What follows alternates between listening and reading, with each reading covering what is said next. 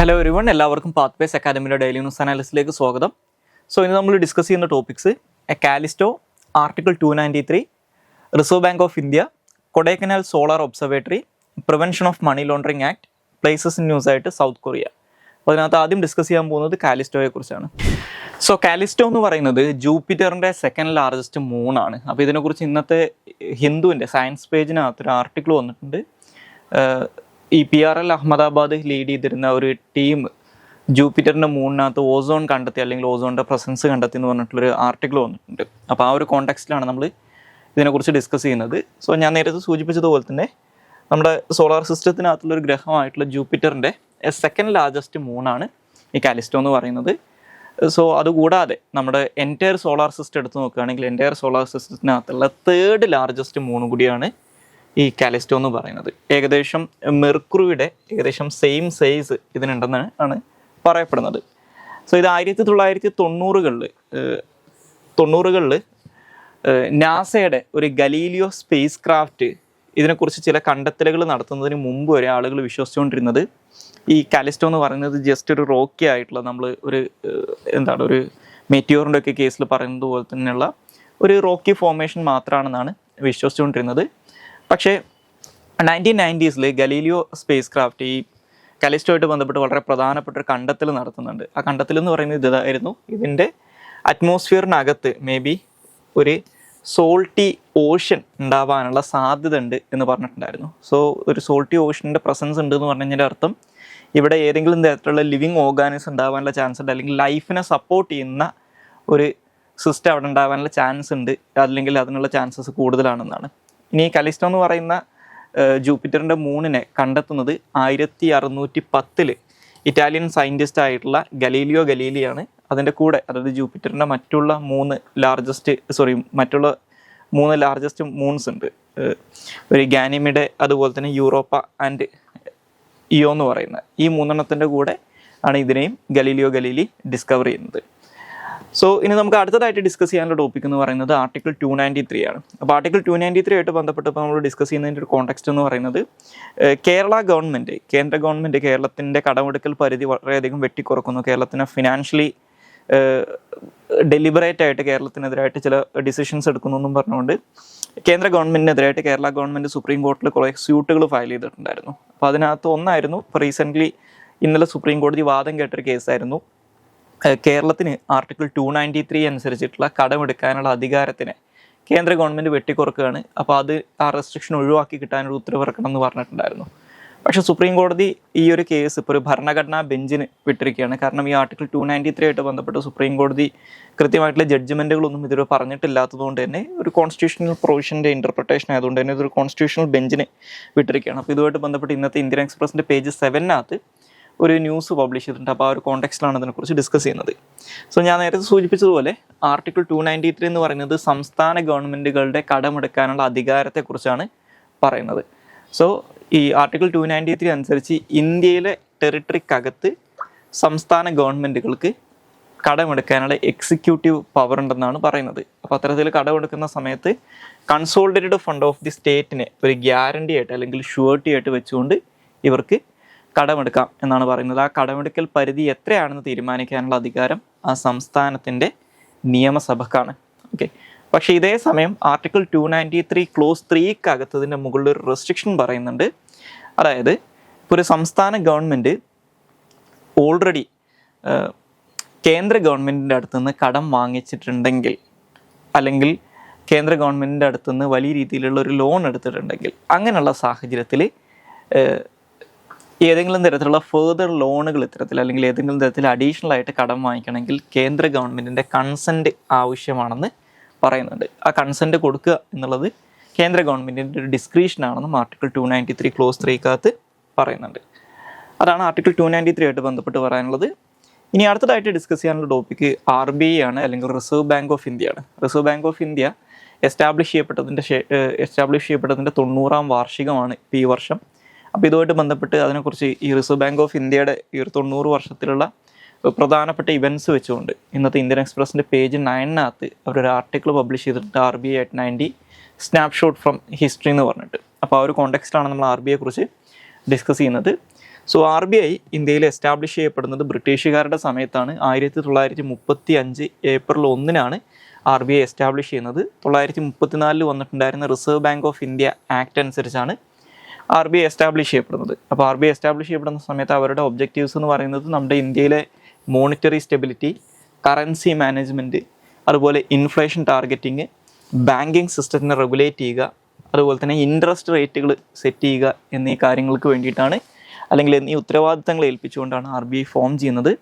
ഇത് 1930കളിൽ വന്നിട്ടുണ്ടായിരുന്നൊരു Hilton young commission ഉണ്ട്. ആ ഹിൽട്ടൺ യങ് കമ്മീഷൻ്റെ റെക്കമെൻഡേഷൻ്റെ അടിസ്ഥാനത്തിലാണ് RBI എസ്റ്റാബ്ലിഷ് ചെയ്യപ്പെടുന്നത്. സോ ഇത് എസ്റ്റാബ്ലിഷ് ചെയ്യപ്പെടുന്ന സമയത്ത് ഒരു 5 കോടി രൂപയായിരുന്നു ഇതിൻ്റെ ഷെയർ ക്യാപിറ്റൽ എന്ന് പറയുന്നത്. ഇതിനകത്ത് പല ഷെയർ ഹോൾഡേഴ്സും പ്രൈവറ്റ് എൻറ്റിറ്റീസോ അല്ലെങ്കിൽ പ്രൈവറ്റ് ഇൻഡിവിജ്വൽസോ ഒക്കെ ആയിരുന്നു. പക്ഷേ 1949, അതായത് ഇന്ത്യക്ക് സ്വാതന്ത്ര്യം കിട്ടിയതിന് ശേഷം 1949 ഗവൺമെൻറ് ഓഫ് ഇന്ത്യ RBIനെ കംപ്ലീറ്റ്ലി നാഷണലൈസ് ചെയ്യുന്നുണ്ട്. ഇപ്പം നിലവിൽ ഈ RBI എന്ന് പറയുന്നത് കംപ്ലീറ്റ്ലി അല്ലെങ്കിൽ 100% ഷെയർസും ഗവൺമെൻറ് ഹോൾഡ് ചെയ്യുന്ന ഒരു കമ്പനിയാണ്. പ്ലസ് ഇതൊരു സ്റ്റാറ്റ്യൂട്ടറി ബോഡി കൂടിയാണെന്ന് ഓർത്തിരിക്കുക, കാരണം ഒരു നിയമത്തിൻ്റെ അടിസ്ഥാനത്തിൽ വന്നിട്ടുള്ളതായതുകൊണ്ട് തന്നെ. ഓക്കെ, ഇനി RBIയുടെ കാര്യങ്ങളൊക്കെ ഗവേൺ ചെയ്യുന്നത് അല്ലെങ്കിൽ അവരുടെ അഡ്മിനിസ്ട്രേറ്റീവ് കാര്യങ്ങളൊക്കെ നോക്കുന്നത് ഒരു ബോർഡ് ഓഫ് ഡയറക്ടേഴ്സാണ്, അല്ലെങ്കിൽ ഒരു സെൻട്രൽ ബോർഡ് ഓഫ് ഡയറക്ടേഴ്സാണ്. ഇവരെ അപ്പോയിൻറ്റ് ചെയ്യുന്നത് ഗവൺമെൻറ് ഓഫ് ഇന്ത്യയാണ്. ഇൻക്ലൂഡിങ് RBIയുടെ ഹെഡായിട്ടുള്ള ഗവർണർ ഉൾപ്പെടെ അപ്പോയിൻറ്റ് ചെയ്യുന്നത് ഗവൺമെൻറ് ഓഫ് ഇന്ത്യയാണ്. അത് RBI ആക്ടിനകത്താണ് ഇതിനുള്ള പ്രൊവിഷൻസും കാര്യങ്ങളൊക്കെ പറയുന്നത്. സോ ഈ ബോർഡിലുള്ള മെമ്പേഴ്സിൻ്റെയും ഗവർണറുടെയൊക്കെ കാലാവധി എന്ന് പറയുന്നത് 4 വർഷമാണ്. ഇനി RBIയുടെ പ്രധാനപ്പെട്ട ഒബ്ജക്റ്റീവ്സ് നോക്കിക്കഴിഞ്ഞാൽ, ഒന്ന് നമ്മുടെ രാജ്യത്തിലെ കറൻസി, അതുപോലെ തന്നെ ഇവിടെയുള്ള ക്രെഡിറ്റ് സിസ്റ്റം, ഈ 2 കാര്യങ്ങളെയും റെഗുലേറ്റ് ചെയ്യുക എന്നുള്ളതാണ്. രണ്ടാമതായിട്ട് ഇന്ത്യയുടെ മോണിറ്ററി സ്റ്റെബിലിറ്റി മെയിൻറ്റെയിൻ ചെയ്യുക അല്ലെങ്കിൽ സെക്യൂർ ചെയ്യുക എന്നുള്ളതാണ്. അതായത് കൃത്യമായിട്ടുള്ളൊരു റിസർവ് മെയിൻറ്റെയിൻ ചെയ്തുകൊണ്ട് മോണിറ്ററി സ്റ്റെബിലിറ്റിനെ ഉറപ്പുവരുത്തുക. ബാങ്ക് നോട്ടുകൾ ഇഷ്യൂ ചെയ്യുക, അതുപോലെ തന്നെ രാജ്യത്തിൻ്റെ ഫിനാൻഷ്യൽ സ്റ്റെബിലിറ്റി മെയിൻറ്റെയിൻ ചെയ്യുക. ഓക്കെ, അതുപോലെ തന്നെ പൊളിറ്റിക്കൽ ഇമ്പാക്റ്റ് എന്നൊക്കെ ഇതിനെ ഐസൊലേറ്റ് ചെയ്യുക, അതുപോലെ എക്കണോമിക് ഗ്രോത്ത് എൻഷുർ ചെയ്യുക.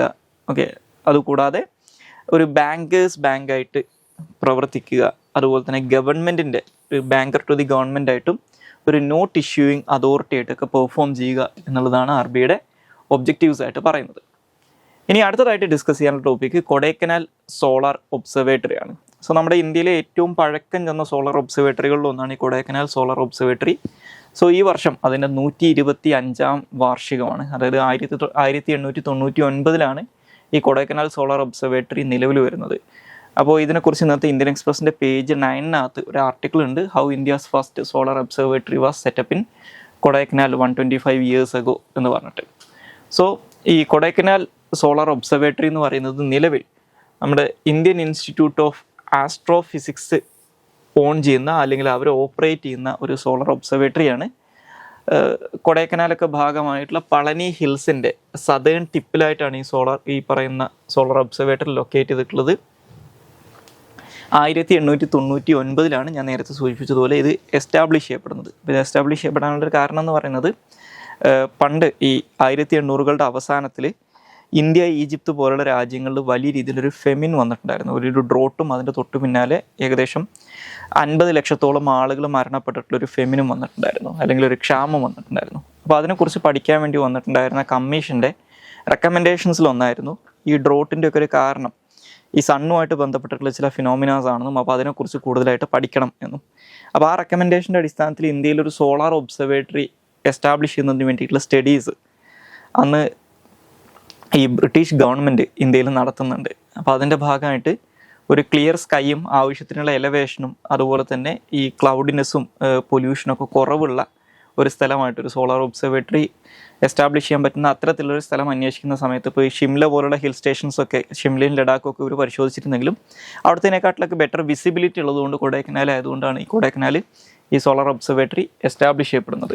ഓക്കെ, അതുപോലെ തന്നെ ഇപ്പോൾ നിലവിലെ അവസ്ഥയിൽ ഈ സോളാർ ഒബ്സർവേറ്ററിയുടെ കേസ്, ഈ കൊടൈക്കനാൽ സോളാർ ഒബ്സർവേറ്ററിയുടെ കേസിൽ ഇവിടെ കളക്ട് ചെയ്യുന്ന സോളാർ ഡാറ്റ എന്ന് പറയുന്നത് ഇന്ത്യയിലെ ഏറ്റവും ഓൾഡസ്റ്റ് ആയിട്ടുള്ള കണ്ടിന്യൂസ് സീരീസ് ആണെന്ന് മനസ്സിലാക്കുക. കാരണം ഇന്ത്യയിലെ ഫസ്റ്റത്തെ സോളാർ ഒബ്സർവേറ്ററിയാണ് ഇത്. ഇനി നമുക്ക് അടുത്തതായിട്ട് ഡിസ്കസ് ചെയ്യാനുള്ള topic prevention of money laundering ആക്ടിനെ കുറിച്ചാണ്, അല്ലെങ്കിൽ PMLA ആക്ട് 2002 കുറിച്ചാണ്. സോ നമ്മുടെ ഇന്ത്യയിൽ ഇപ്പോൾ വലിയ രീതിയിൽ മിസ്യൂസ് ചെയ്യപ്പെടുന്നതായിട്ട് ക്രിട്ടിസൈസ് ചെയ്യപ്പെട്ടിട്ടുള്ള അല്ലെങ്കിൽ വലിയ രീതിയിൽ പൊളിറ്റിസൈസ് ചെയ്യപ്പെട്ടിട്ടുള്ള നിയമങ്ങളിലൊന്നാണ് ഈ prevention of money laundering act എന്ന് പറയുന്നത്. ഇപ്പോൾ നമുക്ക് എല്ലാവർക്കും അറിയാം, ഇന്ത്യയിൽ ഈ സെൻട്രൽ ഏജൻസീസിനെ സെൻട്രൽ ഗവൺമെൻറ് പൊളിറ്റിക്കൽ പേർപ്പസിന് വേണ്ടിയിട്ട് യൂസ് ചെയ്യുന്നു, അല്ലെങ്കിൽ പൊളിറ്റിക്കൽ ഒപ്പോണൻസിനെതിരായിട്ട് യൂസ് ചെയ്യുന്നു എന്നുള്ളത് വളരെയധികം ആ ഒരു പഴി എസ്പെഷ്യലി എൻഫോഴ്സ്മെൻറ്റ് ഡയറക്ടറേറ്റ് പോലുള്ള സെൻട്രൽ ഏജൻസീസ് കേൾക്കുന്നുണ്ട്. അപ്പോൾ ഈ എൻഫോഴ്സ്മെൻറ്റ് ഡയറക്ടറേറ്റ് ഇപ്പോൾ അരവിന്ദ് കെജ്രിവാളിന് ഉൾപ്പെടെയുള്ള പ്രതിപക്ഷ നേതാക്കളെ അറസ്റ്റ് ചെയ്യുന്നതും അല്ലെങ്കിൽ അവർക്കെതിരായിട്ട് കേസെടുക്കുന്നതൊക്കെ പ്രധാനമായിട്ടും ഈ പ്രിവെൻഷൻ ഓഫ് മണി ലോണ്ടറിങ് ആക്ടിൻ്റെ പ്രൊവിഷൻ യൂസ് ചെയ്തുകൊണ്ടാണ്. കാരണം prevention of money laundering act അനുസരിച്ച് അതിൻ്റെ എൻഫോഴ്സ്മെൻറ്റ് ഏജൻസി എന്ന് പറയുന്നത് എൻഫോഴ്സ്മെൻറ്റ് ഡയറക്ടറേറ്റ് ആണ്. അപ്പോൾ ഈ പ്രിവെൻഷൻ ഓഫ് മണി ലോണ്ടറിങ് ആക്ടിനെ കുറിച്ച് ഇന്നത്തെ ഹിന്ദുവിൻ്റെ പേജ് 6 ഒരു ആർട്ടിക്കിൾ വന്നിട്ടുണ്ട്, the PMLA a law that has lost its way എന്ന് പറഞ്ഞിട്ട്. അതായത് ഇതും ഒരു ക്രിറ്റിസിസം പോലെയാണ് ഈ ആർട്ടിക്കിൾ എഴുതിയിട്ടുള്ളത്. കാരണം ഇതിൻ്റെ ഇൻറ്റൻറ്റഡ് പേർപ്പസ് എന്തായിരുന്നു എന്നുള്ളതിൽ നിന്ന് മാറിയിട്ടാണ് ഇപ്പോൾ ഇത് ഈ പറയുന്ന prevention of money laundering act use ചെയ്തുകൊണ്ടിരിക്കുന്നതെന്നാണ് ഈ ആർട്ടിക്കിളിനകത്ത് പറയുന്നത്. ഈ ആർട്ടിക്കിൾ എഴുതിയിട്ടുള്ളത് ലോക്സഭയുടെ പഴയ ഒരു സെക്രട്ടറി ജനറലായിരുന്ന PDT ആചാര്യയാണ്. അപ്പോൾ ഈ ആർട്ടിക്കിൾ പറ്റുമെങ്കിൽ ഒന്ന് വായിച്ചു നോക്കുക, കാരണം നല്ലൊരു ആർട്ടിക്കിളാണ്. ഇപ്പോൾ നമ്മുടെ ഇന്ത്യയിൽ പ്രസംഗിൽ നടന്നുകൊണ്ടിരിക്കുന്ന ഒരു ഇഷ്യൂ ആയിട്ട് ബന്ധപ്പെട്ടിട്ടുള്ളതാണ്. മെയിൻസിനൊക്കെ മേ ബി ഹെൽപ്ഫുൾ ആയിരിക്കും. അപ്പോൾ ഈ പ്രിവെൻഷൻ ഓഫ് മണി ലോണ്ടറിങ് ആക്ടിനെ കുറിച്ച് നോക്കിക്കഴിഞ്ഞാൽ 2002 ഇന്ത്യൻ പാർലമെൻറ്റ് ഈ prevention of money laundering act പാസ്സാക്കുന്നത്. അപ്പോൾ മണി ലോണ്ടറിങ്ങിനെ തടയുക, മണി ലോണ്ടറിങ്ങിലൂടെ ആളുകൾ സമ്പാദിച്ചിട്ടുള്ള പണം അല്ലെങ്കിൽ സമ്പാദിച്ചിട്ടുള്ള അവരുടെ അസറ്റ്സ് സീസ് ചെയ്യുക എന്നുള്ളതൊക്കെയാണ് ഇതിൻ്റെ ഒരു ലക്ഷ്യമായിട്ട് പറയുന്നത്. അപ്പോൾ ഈ prevention of money laundering act പാസ്സാക്കാനുള്ള ഒരു കാരണം ഇതുമായിട്ട് ബന്ധപ്പെട്ട് ഈ മണി ലോണ്ടറിങ്ങുമായിട്ട് ബന്ധപ്പെട്ടുള്ളൊരു ഇൻ്റർനാഷണൽ കൺവെൻഷൻ ഉണ്ട്. അതിൻ്റെ പേരാണ് വിയന്ന കൺവെൻഷൻ എന്ന് പറയുന്നത്. അപ്പോൾ ആ വിയന്ന കൺവെൻഷൻ അനുസരിച്ച് ഇന്ത്യക്കുള്ള ഒബ്ലിഗേഷൻസ് മീറ്റ് ചെയ്യുന്നതിന് വേണ്ടിയിട്ടാണ് ഈ prevention of money laundering act പാസ്സാക്കുന്നത്. പിന്നെ ഞാൻ നേരത്തെ സൂചിപ്പിച്ചതുപോലെ തന്നെ ഡിപ്പാർട്ട്മെൻറ്റ് ഓഫ് റവന്യൂ, അതായത് മിനിസ്ട്രി ഓഫ് ഫിനാൻസിൻ്റെ കീഴിൽ വരുന്ന ഡിപ്പാർട്ട്മെൻറ്റ് ഓഫ് റവന്യൂവിൻ്റെ കീഴിൽ വരുന്ന എൻഫോഴ്സ്മെൻറ്റ് ഡയറക്ടറേറ്റ് ആണ് ഈ പ്രിവെൻഷൻ ഓഫ് മണി ലോണ്ടറിങ് ആക്ടിൻ്റെ എൻഫോഴ്സ്മെൻറ്റ് ഏജൻസി, അല്ലെങ്കിൽ ഇതുമായിട്ട് ബന്ധപ്പെട്ടുള്ള കേസുകൾ ഇൻവെസ്റ്റിഗേറ്റ് ചെയ്യാനുള്ള ഏജൻസി എൻഫോഴ്സ്മെൻറ്റ് ഡയറക്ടറേറ്റ് ആണ്. സോ നമ്മുടെ ഇന്ത്യയിലുള്ള എല്ലാ ഫിനാൻഷ്യൽ ഇൻസ്റ്റിറ്റ്യൂഷൻസിനും, അതുപോലെ തന്നെ RBI ഉൾപ്പെടെയുള്ള ബാങ്കുകൾക്കും മ്യൂച്വൽ ഫണ്ടുകൾക്കും ഇൻഷുറൻസ് കമ്പനികൾക്കും അതുപോലെ തന്നെ അവരുടെ ഫിനാൻഷ്യൽ ഇൻ്റർമീഡിയറീസിനെല്ലാം തന്നെ ഈ prevention of money laundering act ബാധകമാണ്. ഓക്കെ, ഇനി ഈ പ്രിവെൻഷൻ ഓഫ് മണി ലോണ്ടറിങ് ആക്ടിൻ്റെ പ്രധാനപ്പെട്ട ഒബ്ജക്റ്റീവ്സ് ആയിട്ട് അല്ലെങ്കിൽ ഗോൾസ് ആയിട്ട് പറയുന്ന കാര്യങ്ങൾ എന്ന് പറയുന്നത്, ഒന്ന് മണി ലോണ്ടറിങ് തടയുക, 2 ഈ ക്രൈംസിനെ ഫിനാൻസ് ചെയ്യുക അല്ലെങ്കിൽ മറ്റുള്ള ഇല്ലീഗൽ ആക്ടിവിറ്റീസിലേക്കുള്ള പണത്തിൻ്റെ ഫ്ലോ തടയുക, അതുപോലെ തന്നെ മണി ലോണ്ടറിങ്ങിലൂടെ സമ്പാദിച്ചിട്ടുള്ള അസറ്റ്സിനെ കോൺഫിസ്കേറ്റ് ചെയ്യുക അല്ലെങ്കിൽ പ്രോപ്പർട്ടി കോൺഫിസ്കേറ്റ് ചെയ്യുക, അത് പിടിച്ചെടുക്കുക എന്നുള്ളതാണ് ഇതിൻ്റെ ഗോൾസ് ആയിട്ട് പറയുന്നത്. സോ ഈ പ്രിവെൻഷൻ ഓഫ് മണി ലോണ്ടറിങ് ആക്ടിനകത്ത് പറയുന്ന പീനൽ പ്രൊവിഷൻസ് അല്ലെങ്കിൽ പണിഷ്മെൻറ്റുകൾ നോക്കിക്കഴിഞ്ഞാൽ, ഒന്ന് മണി ലോണ്ടറിങ്ങിലൂടെ സമ്പാദിച്ചിട്ടുള്ള വസ്തുവകകൾ അല്ലെങ്കിൽ റെക്കോർഡുകളൊക്കെ സീസ് ചെയ്യാൻ പറ്റും, പ്രോപ്പർട്ടി അറ്റാച്ച് ചെയ്യാൻ പറ്റും, അതുപോലെ തന്നെ മിനിമം 3 വർഷം തടവ് ശിക്ഷയും മാക്സിമം ഒരു 7 വർഷം വരെ തടവ് ശിക്ഷയും കിട്ടാൻ പറ്റുന്നൊരു കുറ്റകൃത്യമാണ് മണി ലോണ്ടറിങ് എന്ന് പറയുന്നത്. അതുപോലെ തന്നെ ഇതിൻ്റെ മറ്റൊരു പ്രത്യേകത എന്ന് പറയുന്നത്, prevention of money laundering act അനുസരിച്ച് ഇതിൻ്റെ കീഴിൽ വരാൻ പോകുന്ന ഫൈനിന്, അതായത് ഇതിന് നമ്മൾ കൊടുക്കേണ്ടി വരുന്ന പിഴക്ക് പ്രത്യേകിച്ച് ലിമിറ്റൊന്നുമില്ല, അതൊരു എത്രയും ആവാം എന്ന് പറയുന്നുണ്ട്. ഓക്കെ, ഇനി ഇതുമായിട്ട് ബന്ധപ്പെട്ടിട്ടുള്ള ഈ മണി ലോണ്ടറിങ്ങുമായിട്ട് ബന്ധപ്പെട്ടുള്ള പ്രധാനപ്പെട്ട ചില ഇൻ്റർനാഷണൽ ഇനീഷ്യേറ്റീവ്സ് നോക്കിക്കഴിഞ്ഞാൽ, ഒന്ന് 1990 കൗൺസിൽ ഓഫ് യൂറോപ്യൻ കൺവെൻഷൻ വരുന്നുണ്ട്. അത് മണി ലോണ്ടറിങ്ങുമായിട്ട് ബന്ധപ്പെട്ടൊരു കോമൺ ക്രിമിനൽ പോളിസി എസ്റ്റാബ്ലിഷ് ചെയ്യുന്നതിന് വേണ്ടിയിട്ടാണ് ഇത് വരുന്നത്. അതുപോലെ തന്നെ G7 രാജ്യങ്ങൾ ചേർന്നുകൊണ്ട് 1989 ഒരു ഈ പറയുന്ന ഇൻ്റർനാഷണൽ ലെവലിൽ തന്നെ മണി ലോണ്ടറിങ് തടയുന്നതിന് വേണ്ടിയിട്ട് ഫിനാൻഷ്യൽ ആക്ഷൻ ടാസ്ക് ഫോഴ്സിനെ എസ്റ്റാബ്ലിഷ് ചെയ്യുന്നുണ്ട്. ഇപ്പം നിലവിലെ അവസ്ഥയിൽ ഈ മണി ലോണ്ടറിങ് കൂടാതെ ടെറർ ഫിനാൻസിങ് കൂടി FATFൻ്റെ പരിധിയിൽ വരുന്നുണ്ട്. അതുപോലെ തന്നെ IMF ഈ ടെററിസം ഫിനാൻസിങ്ങും അതുപോലെ തന്നെ മണി ലോണ്ടറിങ്ങും തടയുന്നതിന് വേണ്ടിയിട്ട് ഒരുപാട് മെഷേഴ്സ് ഇടക്കാലത്ത് എടുത്തിട്ടുള്ളതായിട്ട് കാണാൻ പറ്റും. പിന്നുള്ളത് നേരത്തെ സൂചിപ്പിച്ച വിയന്ന കൺവെൻഷനാണ്. അതായത് വിയന്ന കൺവെൻഷൻ അനുസരിച്ച് ഇതിലെ സിഗ്നറ്ററീസ് ആയിട്ടുള്ള സ്റ്റേറ്റുകൾ മണി ലോണ്ടറിങ് ക്രിമിനലൈസ് ചെയ്യണമെന്നും, അതായത് എസ്പെഷ്യലി ആ വിയന്ന കൺവെൻഷൻ്റെ പർപ്പസ് എന്ന് പറഞ്ഞു കഴിഞ്ഞാൽ ഡ്രഗ് ട്രാഫിക്കിങ്ങുമായിട്ട് ബന്ധപ്പെട്ടുള്ള മണി ലോണ്ടറിങ്ങിനെ തടയുക എന്നുള്ളതായിരുന്നു. അപ്പോൾ ഈ മണി ലോണ്ടറിങ് ആക്ട് ഇന്ത്യയിലും ആദ്യ കാലഘട്ടത്തിൽ യൂസ് ചെയ്തിരുന്നത് ഇതിന് വേണ്ടിയിട്ടാണെങ്കിലും, പക്ഷേ ഇപ്പോൾ അതിനെക്കാട്ടിലൊക്കെ സിവിയറിറ്റി കുറഞ്ഞ ക്രൈമുകളുടെ കേസിലും ഈ മണി ലോണ്ടറിങ് ആക്ട് യൂസ് ചെയ്യുന്നുണ്ട്. ഓക്കെ, അതാണ് ഇപ്പോൾ ആ ആർട്ടിക്കിളിനകത്തും പറയുന്നത്. ഇനി നമുക്ക് അവസാനമായിട്ട് ഡിസ്കസ് ചെയ്യാനുള്ള ടോപ്പിക്ക് പ്ലേസസ് ഇൻ ന്യൂസാണ്. അത് സൗത്ത് കൊറിയയാണ്.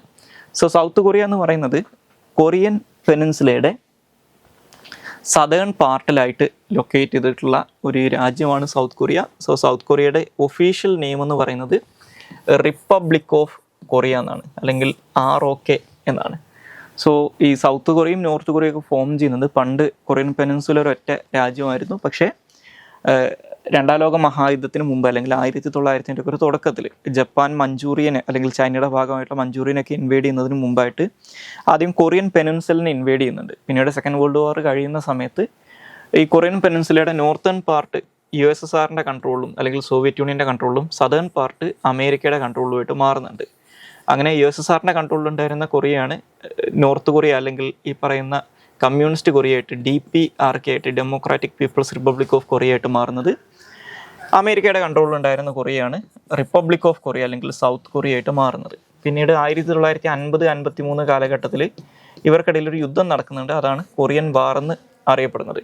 അപ്പോൾ ഈ കൊറിയൻ വാറിന് ശേഷം ഈ രണ്ട് രാജ്യങ്ങൾക്കും ഇടയിലും ഫോം ചെയ്തിട്ടുള്ളൊരു ബോർഡർ ഉണ്ട്. ആ ബോർഡറിനെയാണ് 38th പാരലൽ നോർത്ത് എന്ന് വിളിക്കുന്നത്. അത് ഏകദേശം ഈ 38th പാരലൽ നോർത്തിന് സമാനമായിട്ടുള്ള രീതിയിൽ ഈ 38th പാരലൽ നോർത്തിന് ഏകദേശം സമാനമായിട്ടുള്ള രീതിയിൽ കടന്നു പോകുന്നതുകൊണ്ടാണ് ഈ അതിർത്തിനെ അങ്ങനെ വിളിക്കുന്നത്.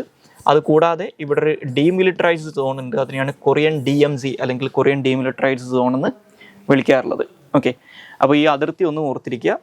ഇനി സൗത്ത് കൊറിയയുടെ പ്രധാനപ്പെട്ട അതിർത്തി മേഖലകൾ എന്ന് പറയുന്നത്, ഒന്ന് ഇവരുടെ വെസ്റ്റേൺ സൈഡിലായിട്ട് LOC ഉണ്ട്. നോർത്തിൽ ഇവർക്ക് കരമാർഗം അതിർത്തി ഉള്ളത് നോർത്ത് കൊറിയയായിട്ട് മാത്രമാണ്. അതുപോലെ തന്നെ ഇതിനകത്തൊരു കാര്യം ശ്രദ്ധിക്കുക, സൗത്ത് കൊറിയ ഒരിക്കലും നോർത്ത് കൊറിയൻ ഒരു സ്വതന്ത്ര രാജ്യമായിട്ട് അംഗീകരിക്കുന്നില്ല. തിരിച്ചും അതുപോലെ തന്നെയാണ്.